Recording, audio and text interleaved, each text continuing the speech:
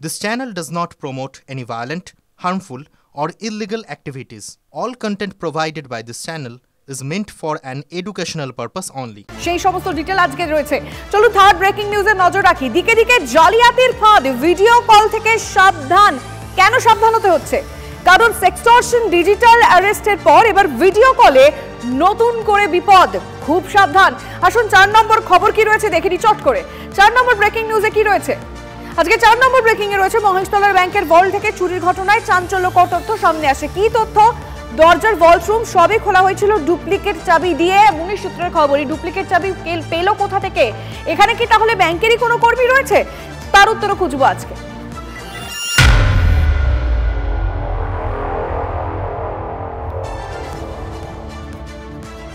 আজকে শুরুতে video call নিয়ে একটু কথা বলতেই হবে। দেখুন, আমরা সবাই ভিডিও কল করি, বিশেষ করে মানে যারা কাছের মানুষরা রয়েছেন, যারা অনেকটা দূরে থাকেন, তাদের সঙ্গে কথা বলার খুব ভালো মাধ্যম হয়ে থাকে এই ভিডিও কল। কিন্তু এই স্মার্টফোনের যুগে ভিডিও কল যে আপনার কত বড় বিপদ ডেকে আনতে পারে আপনি আইডিয়া করতে পারবেন না। কেন জানেন? কারণ প্রতারকরা নতুন নতুন ফোন দিয়ে আসছে, আর এই ভিডিও কলেই রয়েছে বড় বিপদ।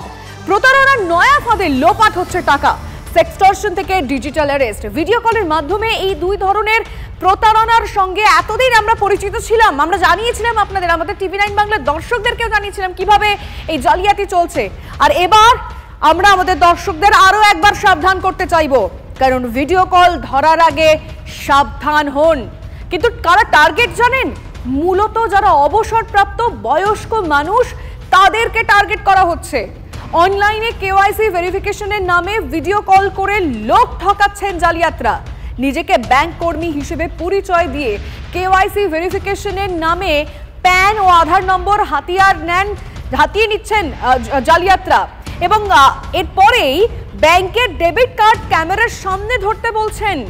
ব্যাংকের কর্মী সেজে থাকা সেই প্রতারকরা এক এক করে যা যা বলছেন, ওই পাশে অর্থাৎ যারাই প্রতারণার শিকার হচ্ছেন সেই সমস্ত বয়স্ক মানুষরা সেই সমস্ত তথ্য দিয়ে দিচ্ছেন। কয়েকদিন আগে ঠিক এভাবেই প্রতারিত হয়েছেন সল্টলেকের বিবি ব্লকের বাসিন্দা কল্যাণ কুমার চক্রবর্তী। ফোনে কেওয়াইসি পর্ব শেষে ফোন রাখার পরেই বৃদ্ধ বুঝতে পারেন যে তার সঞ্চয়ের 5 লক্ষ টাকার বেশি লোপাট হয়ে গেছে। বিধাননগর পুলিশের সাইবার ক্রাইম থানায় অভিযোগ জানিয়েছেন বৃদ্ধ।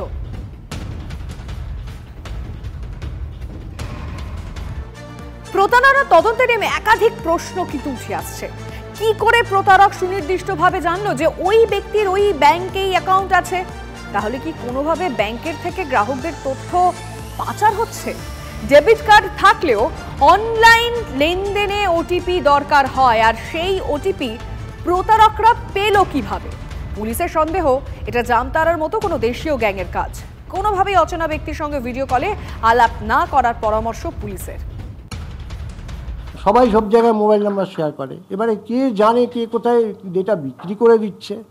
কী করে আপনি জানবেন ডেটা কী করে? যেটা যদি শেয়ার করে দেয় কেউ, বিক্রি করুক আর বিক্রি নাই বা করুক, করতেই পারে। এগুলো এখানে যেখানে স্টোর করা থাকে, আধার নাম্বারই হোক আর ইউজার আইডি হোক আর পাসওয়ার্ডই হোক আর যাই হোক, এগুলোর মধ্যে যদি কেউ পেনিট্রেট করে ঢোকে, সেটা একমাত্র পসিবল যদি আপনার সিস্টেমটা প্রপারলি প্রোটেক্টেড না থাকে, আপডেটেড না থাকে, তবেই এটা সম্ভব। এরকম অন্তত প্রায় 25টি প্রতারণার ঘটনা গত কয়েক মাসে এসেছে। একটি বিশেষ বেসরকারি ব্যাংকের ম্যানেজার সেজে প্রতারণার ঘটনা সবচেয়ে বেশি। খুব সুনির্দিষ্টভাবে ফোন আসছে, অর্থাৎ প্রতারকরা সুনির্দিষ্টভাবে টার্গেটের ব্যাংক অ্যাকাউন্ট নম্বর থেকেই সব ডিটেল জেনে তবেই কিন্তু ফোন করছে। ব্যাংক থেকে তথ্য পাচার হচ্ছে বলেই সন্দেহ জোরালো। ব্যাংক থার্ড পার্টি দিয়ে কাজ করায়। বিশ্বাসযোগ্যতা বাড়াতে প্রতারকরা ব্যাংকের চেম্বারের মতো ব্যাকগ্রাউন্ড থেকে ভিডিও কল করছে, পিছনে ব্যাংকের লোগোটাও থাকছে। ভিডিও কলে দেখা যাচ্ছে যিনি কথা বলছেন তার পেছনে ওই ব্যাংকের লোগো আছে, লোগোটাও দেখা যাচ্ছে, এবং ফোন আসছে বরিষ্ঠ নাগরিকদের, সিনিয়র সিটিজেনদের কাছে। এমনভাবে বিশ্বাসযোগ্যতা অর্জন করছে, তাতে করে তারা কিন্তু এরকম ডেটা শেয়ার করে দিচ্ছে। শুধু অ্যাকাউন্টের ব্যালেন্সই না, যে ফিক্সড ডিপোজিট যে আছে সেটাও কি করে ভাঙিয়ে অ্যাকাউন্টে দিয়ে সেখান থেকে পুরো টাকা তুলে লক্ষ লক্ষ টাকা। সন্দেহের তীর কিন্তু আছে, এ ভেতরের লোক যদি ইনভলভ না হয়, ভেন্ডাররা যদি ইনভলভ না হয়, যদি না এমপ্লয়িরা ইনভলভ না হয় এই ডেটা কিন্তু বাইরে যেতে পারে না। ইন্ডিভিজুয়ালি প্রত্যেক এমপ্লয়ি বা কোথা থেকে ডেটা বেরোচ্ছে এটা ব্যাঙ্কগুলো ধরতে পারে, নিশ্চয়ই পারে, আমার দৃঢ় বিশ্বাস।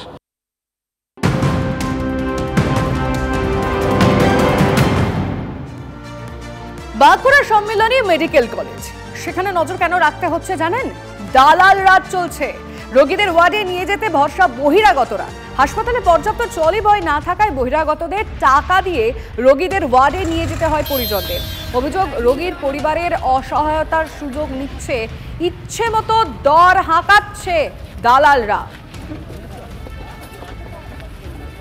ট্রলি বয় সেখানে আমার কাছ থেকে এখানে পয়সা নিল, 300 টাকা নিল, 500 টাকা বলেছিল, 300 টাকা নিল। তারা কে? দালাল। ট্রলি বয় থাকার কথা, কেউ তো নেই, লাস্টে নিজেই কাজ করতে হচ্ছে। সিরিয়াস পেশেন্ট নিয়েও গেলেন ভিতর চিকিৎসা করেন। কত টাকা করে লাভ হবে? আমার থেকে বলে যে বেশি লিস। কত টাকা? কত টাকা করে? 200 টাকা। 200 টাকা হয়ে যায়? হয়ে যায়, 3 জন 4 জন ঢুকে যায়, ও 40 টাকা 30 টাকা করে হয়। সারাদিনে কত ভাবে? ওই টুকটাক হয়ে যায়।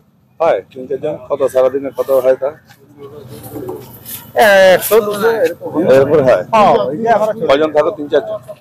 অনেক ছেলে, অনেক ছেলে আছে। পেশেন্ট নামানামি তার বিনিময়ে অনেক কিছু টাকা পয়সা জিনিস হচ্ছে দেয় তারা। আছে অ্যাক্সিডেন্ট আছে, অনেক পেশেন্ট এমনও আছে যাদের কেউ কেউ থাকে না, পুলিশে নিয়ে আসে, আমরা তাদেরকে উদ্ধার করি। 400 এরকম 300 অনেক যেদিন যেমন হয়। দালালের বিষয়টা স্বীকার করে নিয়েছেন বাঁকুড়া সম্মিলনী মেডিকেলের অধ্যক্ষ। গ্রুপ ডি কর্মী দরকার বলে জানিয়েছেন তিনি। ট্রলি ঠেলে যে পেশেন্টকে ভর্তি করতে হচ্ছে, সেখানে দালালরা তার আগের থেকেই ক্যাচ করছে ওদেরকে অনেক সময়, এবং মানে অনেক সময়তে ওরা বলছে আমরাই বাড়ির লোক, বা বাড়ির তাদেরকে শিখিয়ে দেওয়া হচ্ছে যে আমাদের হ্যাঁ এরা বাড়ির লোক। এমনকি অনেক সময়তে ওরা আবার নিয়ে যেতে যাও তার টাকার দাবি করে, অনেক সময় স্ন্যাচও করে। এই ঘটনাটা দেখায় মানে আমার এই গ্রুপ ডি সংখ্যাটা খুব দরকার, যাতে আমরা ডেডিকেটেড ট্রলি বয় কিছু রেখে দিতে পারি। আরজিকর কাণ্ডের পর সরকারি হাসপাতালগুলির নিরাপত্তা ঢেলে সাজানো হয়েছে, চালু হয়েছে প্রকল্প। তারপরেও কিভাবে হাসপাতালের মধ্যে দাপিয়ে বেড়াচ্ছেন বহিরাগতরা, হচ্ছে প্রশ্ন।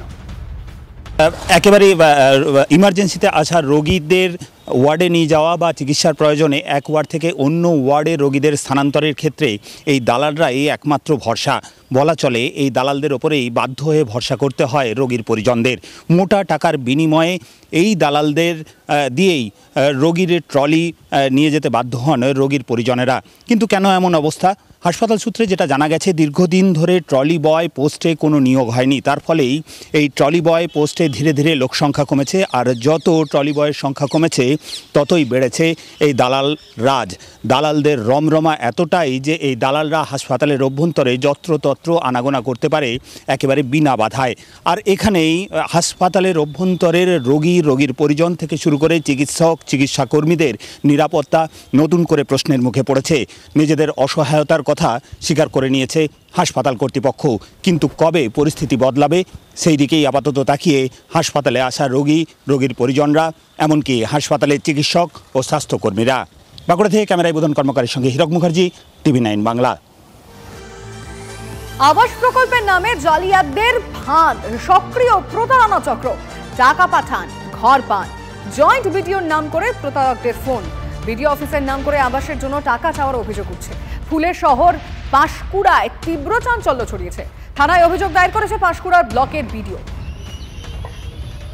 বিডিও অফিস থেকে যে আমাকে শুধু নয়, অনেক ব্যক্তিকেই ফোন করেছে এবং এটা করছেন প্রতিনিয়ত, অনেক ঘুরে ঘুরে। একটা সার্ভে চলছে, অনেক মানুষ এই নিয়ে একটু বিব্রত আছে, যাতে সার্ভেগুলো চলছে।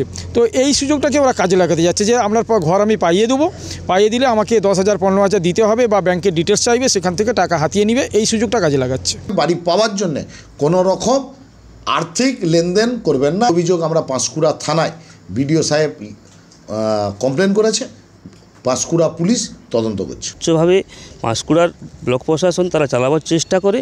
তাদেরকে কালিমালিপ্ত করার জন্য তৃণমূল সরকার তারা তাদের নতুন পন্থা নিয়ে মানুষকে আজকে বোকা বানানোর চেষ্টা করছে। কারা করছে এই কাজগুলো? অবশ্যই পাঁশকুড়া ব্লক নেতৃত্ব থেকে আরম্ভ করে ছোট বড় প্রধান থেকে আরম্ভ করে পঞ্চায়েত থেকে তৃণমূলের এমন একটা নেতা নেই যে দুর্নীতির সঙ্গে যুক্ত। বিজেপির এইসব ভাবদুর্নীতি, এরা মানুষের কাজ করে না, এই কাটমানির কথাই বলে, মানুষের হয়ে কাজ করে না, এরা এভাবে মিথ্যা বলতেই থাকবে।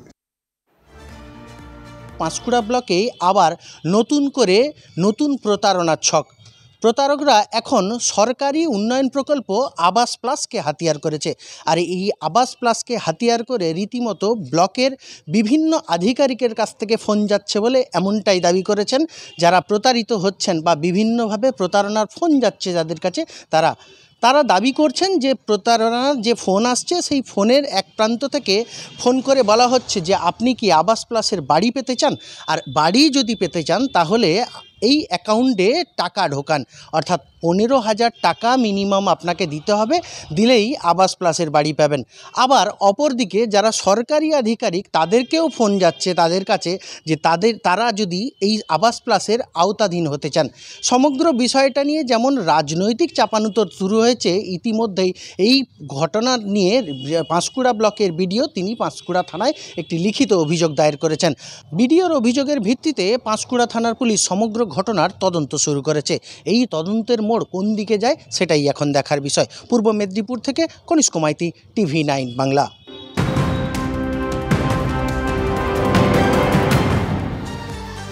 মহেশতলায় ব্যাংকের ভল্ট থেকে চুরির ঘটনায় চাঞ্চল্যকর তথ্য। ব্যাংকের পিছনের দরজা থেকে ভল্ট রুম সবই খোলা হয়েছিল ডুপ্লিকেট চাবি দিয়ে। প্রাথমিক তদন্তে এমনটাই জানতে পেরেছে পুলিশ। ফলে আশঙ্কা ব্যাংকেরই কেউ এই ঘটনায় জড়িত থাকতে পারেন। গায়েব ডিভিআর সিসিটিভি ফুটেজ হাতে পেল না পুলিশ। খবর সূত্রে 75 লক্ষ টাকা নগদ ও বেশ কিছু পরিমাণ সোনা চুরি গেছে বলে জানতে পেরেছে পুলিশ।